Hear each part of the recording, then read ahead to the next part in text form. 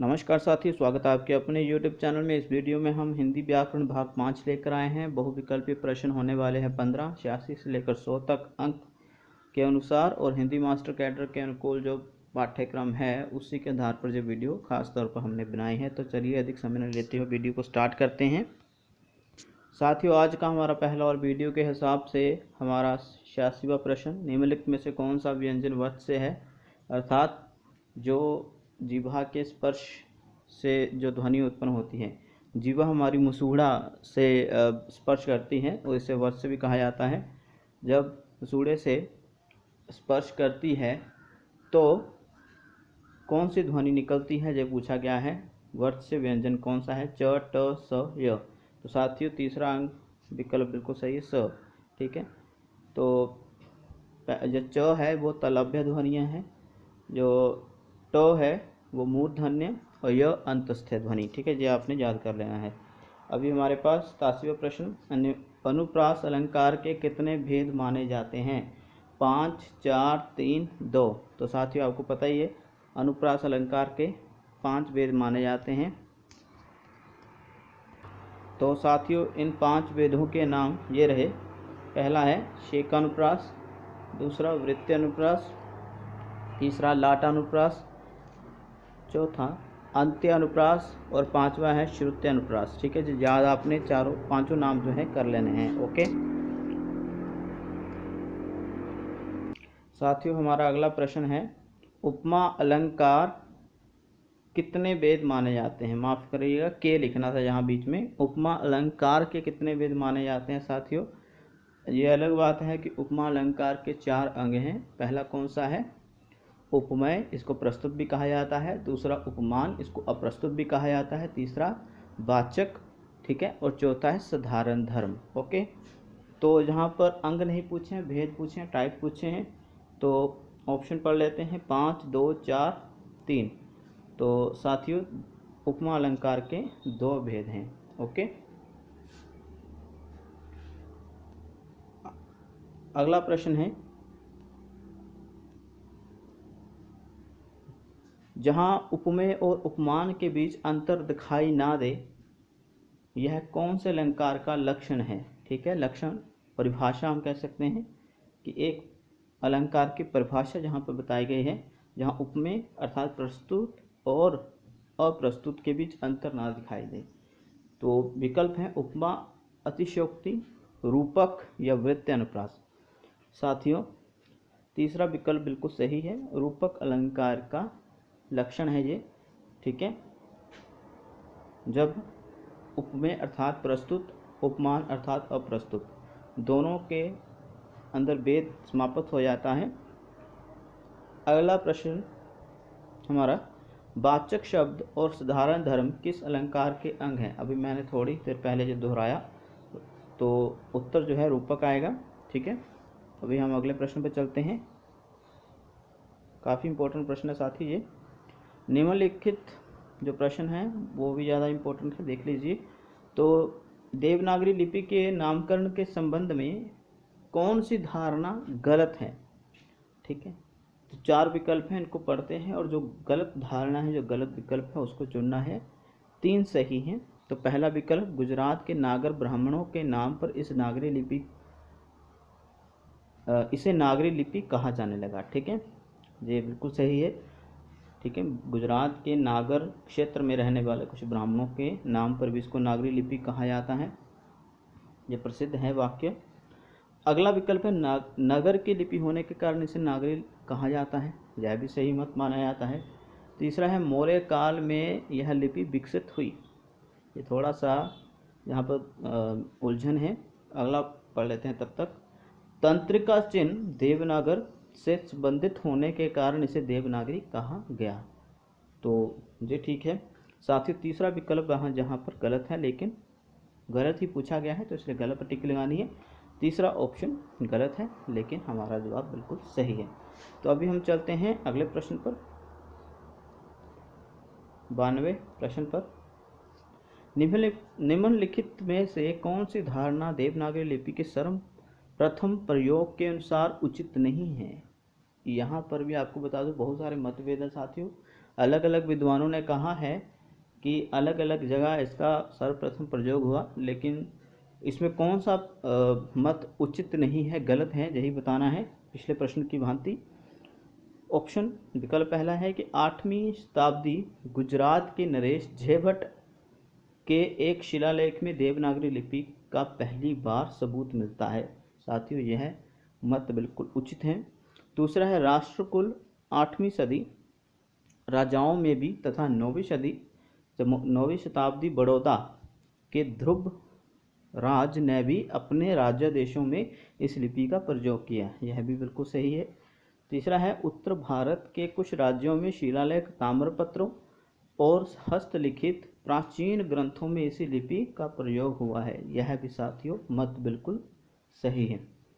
चौथा विकल्प है चंद्रगुप्त विक्रमादित्य के समय इस लिपि के प्रयोग होने के सबूत मिलते हैं। साथियों, ये गलत है।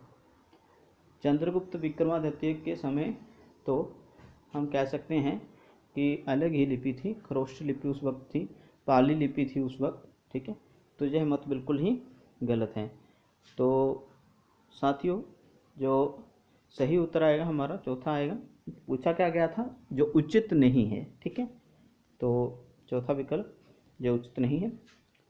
93 अंक पर पहुंच चुके हैं अभी प्रश्न के हिसाब से। प्रश्न है रूपक अलंकार के कितने भेद माने जाते हैं? 2, 3, 4, 5। तो साथियों, रूपक अलंकार के 3 भेद माने जाते हैं, ठीक है। अभी हम चलते हैं अगले प्रश्न पर। जहां पर स्वरूप और क्रम से अनेक व्यंजनों की आवृत्ति एक बार हो, यह अनुप्रास अलंकार का कौन सा भेद या लक्षण है? साथियों, तो ये आपने याद कर लेना है। ये परिभाषा भी हम कह सकते हैं। अलंकार जो अनुप्रास अलंकार है साथियों, उसके 5 भेद हैं और पांचों भेदों की अलग अलग व्याख्या कह सकते हैं कि अलग अलग परिभाषा है, ठीक है। तो जहाँ पर स्वरूप और क्रम से अनेक व्यंजनों की आवृत्ति एक बार हो, वहाँ पर अनुप्रास अलंकार का कौन सा भेद होता है? शेकानुप्रास, वृत्यानुप्रास, लाटानुप्रास या अंत्यानुप्रास? साथियों, पहला विकल्प आएगा शेकानुप्रास। और अभी मैं एक उदाहरण भी आपके सामने प्रस्तुत करूंगा जो यह सिद्ध करेगी कि यह परिभाषा बिल्कुल सिद्ध होती है शेकानुप्रास की, ठीक है, जो कि अलंकार अनुप्रास का भेद है। तो साथियों देखिए, शेकानुप्रास की परिभाषा जे रही और उदाहरण जे रही। रीजी रीजी रहिसे, रहिसी हंसी हंसी उठे, सांसे भरी आंसू भरी, कहत दई दई। तो जहाँ पर स्वरूप और क्रम से अनेक व्यंजनों की आवृत्ति, जब बोले कि अनेक व्यंजन जो है दोहराए जाते हैं स्वरूप और क्रम से, तो यहाँ पर साथ ही देखिए रिजी रिजी में अनेक शब्द हैं, मतलब एक ही व्यंजन आ रहे हैं, एक ही क्रम से दोहराए जा रहे हैं, तो यहाँ पर शेकानुप्रास अलंकार हुआ, ठीक है साथियों। इसी प्रकार से हम अगले प्रश्न जब लाएंगे 100 से ऊपर वाले, तो उसमें हम ये बाकी जो अलंकार के भेद हैं, मतलब अनुप्रास अलंकार के भेद हैं, इसको भी हम डिस्कस बहुत अच्छे तरीके से करेंगे।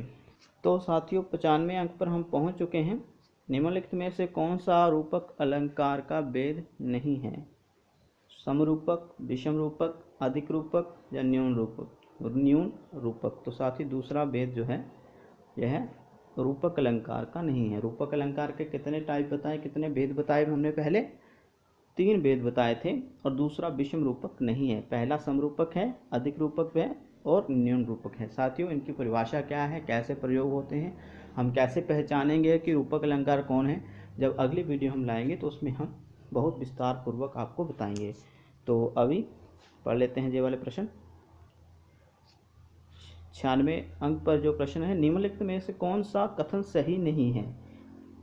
ई मूल स्वर है, ई संयुक्त स्वर है, अ कंठ्य ध्वनि नहीं है, चौथा आ दीर्घ स्वर है। साथियों, पहला, दूसरा और चौथा यह बिल्कुल सही है। पूछा क्या गया है? जो सही नहीं है, अकंठ्य ध्वनि नहीं है। साथियों, अकंठ्य ध्वनि है, ठीक है। जो हमारा उत्तर आएगा वो बिल्कुल तीसरा आएगा साथियों, और यही कहा गया है प्रश्न में कि कौन सा सही नहीं है। अभी हम चलते हैं 97 अंक पर। हिंदी वर्णमाला में निम्नलिखित में स्पर्श व्यंजन कौन सा नहीं है? स्पर्श व्यंजन च, क, ट, प। तो साथियों च जे स्पर्श व्यंजन नहीं बल्कि स्पर्श संघर्षी है। ठीक है, हमारी जीभा बहुत ज़्यादा स्पर्श संघर्ष करती है तालु के साथ। तलव्य ध्वनि है च छ। ठीक है, जो वाली। तो जो च वर्ग पूरा का पूरा, इसमें 4 व्यंजन आते हैं च, छ, ज और झ। ठीक है, तो साथियों ये स्पर्श संघर्षी है, ना कि स्पर्श व्यंजन है। बाकी क, ट, प और त साथियों ये वर्ग जो हैं वो स्पर्शी व्यंजन है। ठीक है, अभी हम चलते हैं 98वें प्रश्न पर।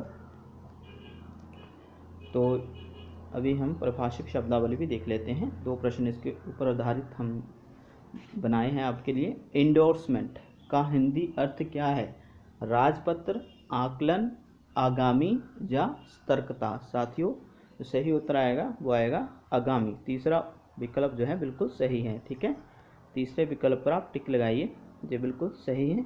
इंडोर्समेंट का सही आंसर आगामी। ठीक है साथियों, एक और बात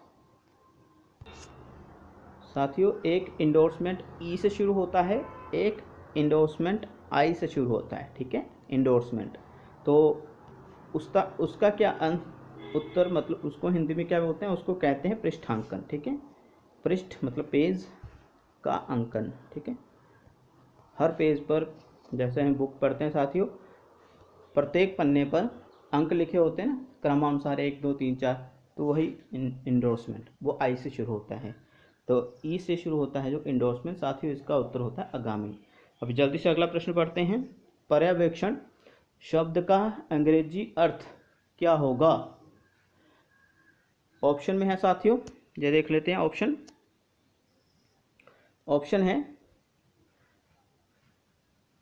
बीटो, सुपरविजन, सब्स्टिट्यूट, अग्रीगेन। ठीक है, अग्रेरियन। चौथा विकल्प है अग्रेरियन। तो साथियों सही आएगा सुपरविजन। ओके, ये बिल्कुल सही है। तो बीटो का अर्थ यहाँ पर निषेध होगा। ठीक है, 100वां प्रश्न, आज का अंतिम प्रश्न साथियों। बंदर क्या जाने अदरक का स्वाद, लोकोक्ति का क्या अर्थ है? बंदर को अदरक का स्वाद नहीं पता, पागल व्यक्ति अच्छी वस्तु फेंक देता है, या बंदर के मुख में स्वाद इंद्रियां नहीं होती, या गुणहीन व्यक्ति अच्छी वस्तु का भी निरादर या अनादर कर देता है। तो साथियों सही ऑप्शन आएगा हमारा विकल्प चौथा। ठीक है साथियों, तो ये अंतिम प्रश्न था। आज का 15 प्रश्न पूरे हुए साथियों, और मिलते हैं अगली वीडियो में। तब तक अपना ध्यान रखिए, और ये वीडियो हम यहीं पर समाप्त करते हैं।